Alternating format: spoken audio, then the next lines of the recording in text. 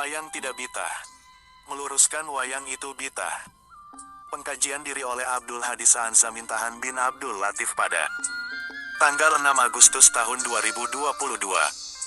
Allah Subhanahu wa Ta'ala berfirman, artinya, dan tidaklah patut bagi seorang manusia bahwa Allah akan berbicara kepadanya kecuali dengan perantaraan wahyu atau dari belakang tabir atau dengan mengutus utusan, malaikat, lalu diwahyukan kepadanya dengan izinnya apa yang dia kehendaki. Sungguh, dia maha tinggi, maha bijaksana. Qs. Asy-Syura 42, ayat 51.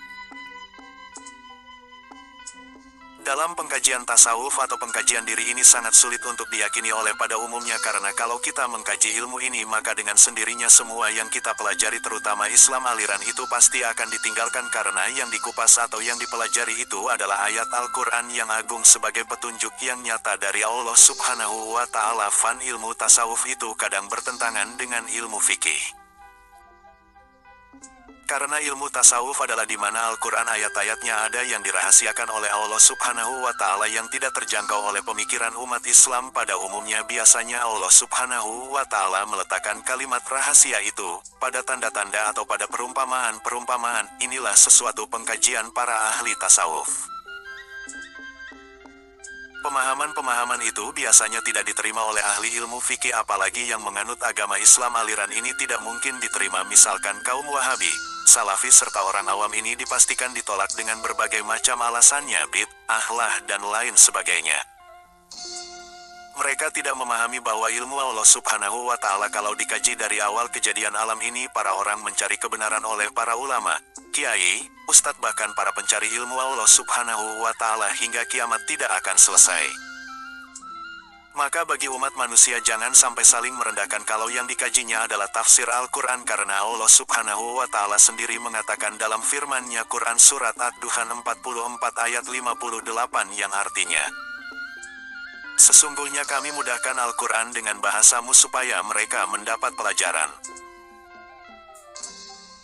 Sesungguhnya Al-Quran itu tidak diterjemahkan atau ditafsirkan ke dalam bahasa Indonesia maka kita akan buta makna dari Al-Quran. Saya sendiri umat Islam tentunya takut dengan larangan untuk menjalaninya yang dilarang oleh Allah Subhanahu wa Ta'ala yang diajarkan Nabi besar Muhammad Sallallahu Alaihi Wasallam.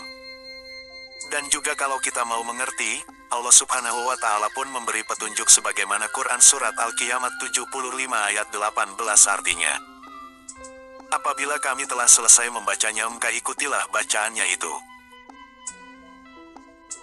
Coba bayangkan apabila Al-Quran tidak diterjemahkan maka kita akan buta dalam beragama Islam. Jadi jelas kedua surat tersebut Allah Subhanahu wa Ta'ala membuka hati nurani ini untuk menerima Al-Quran yang agung untuk dipahami. Kalau saja Al-Quran tidak diterjemahkan maka yang berlaku adalah ilmu hitam semua walaupun mereka mengaku dirinya Islam, tentunya Islam yang mustasyabihat, Islam yang mencari-cari kesalah, Islam mukamat. Kita kembali pada pokok judul meluruskan tentang bid'ah yang mereka tidak memiliki ilmu makrifat, jadi segala macam itu harus dibuktikan dengan mata kepala sendiri. Memang manusia itu tidak patut berbicara langsung dengan Allah Subhanahu wa Ta'ala kecuali dengan Nabi Muhammad Sallallahu Alaihi Wasallam, itu pun ketika Nabi masih ada atau masih hidup. Sebagai contoh bahwa Allah Subhanahu wa Ta'ala itu berbicara, yaitulah sebagai bukti adalah Al-Quran yang agung. Bahkan Nabi Muhammad Sallallahu Alaihi Wasallam diberitahukan bahwa alam semesta ini yang kita lihat dan kita rasakan sekarang ini semuanya dapat berbicara sebagaimana Quran surat Al-Anbiya 21 ayat 4 artinya, berkatalah Muhammad kepada mereka, Tuhanku mengetahui semua perkataan di langit dan di bumi dan dialah yang maha mendengar lagi maha mengetahui. Jadi jelas bahwa Allah Subhanahu wa Ta'ala menyaksikan perkataan atau pembicaraan dan permintaan maupun minta petunjuk semuanya tertuju kepada Allah Subhanahu wa Ta'ala yang ada di dalam genggaman langit. Tetapi bagi umat Muhammad yang masih hidup, bila ada maksud sesuatu kepada Allah Subhanahu wa Ta'ala tentunya harus izin dengan Nabi Muhammad Sallallahu Alaihi Wasallam agar permohonannya atau doanya dikabulkan. Ini sebagai kunci permintaan agar dapat dikabulkan. Perkataan ini bukan saja manusia tetapi semua yang ada di bumi seisinya, baik roh yang masih dalam jasad atau masih hidup maupun roh yang telah kembali kepada Allah Subhanahu wa Ta'ala itu juga sama mempunyai kehendak. Perlu diketahui juga bahwa roh itu ilmunya Allah Subhanahu wa Ta'ala yang tidak mati. Jadi kalau alam semesta mau berbicara pastinya melalui tabir. Tabir ini adalah Al-Quran, bukannya tabir seperti umat Kristen yang hanya dinding atau selembar kain. Jadi Al-Quranlah yang menjelaskan melalui tuntunan Nabi yang diteruskan para alim ulama, kiai serta para kaum muslimin. Jadi bagi kita yang tidak paham maka dengarkan para ulama atau para kiai ketika sedang berkhutbah ataupun lagi berceramah. Itulah gambaran Quran Surat Asy-Syura 42 ayat 51 di atas.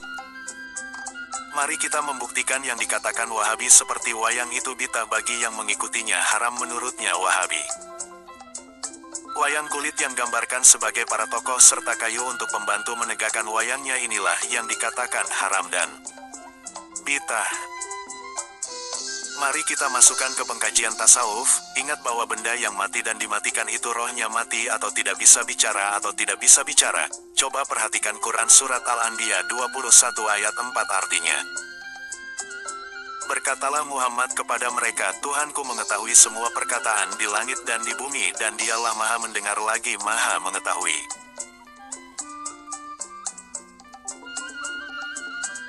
Jadi jelas bahwa roh-roh mereka tetap merasa bersyukur kepada Allah Subhanahu wa Ta'ala. Mereka antara kulit wayang-wayang golek dan kayunya bersyukur kepada Allah Subhanahu wa Ta'ala dengan mengatakan, Ya Allah, aku wayang bersyukur bisa menyampaikan seruan dalam mensiarkan agama Islam yang judulnya mentauhidkan Engkau, menjelaskan siapa Allah Subhanahu wa Ta'ala itu dan siapa Nabi Muhammad Sallallahu Alaihi Wasallam. Sebenarnya itu ternyata yang menciptakan wayang adalah wali Allah untuk mempermudah menundukkan hati manusia yang jauh dari ajaran Nabi Muhammad Sallallahu Alaihi Wasallam ini.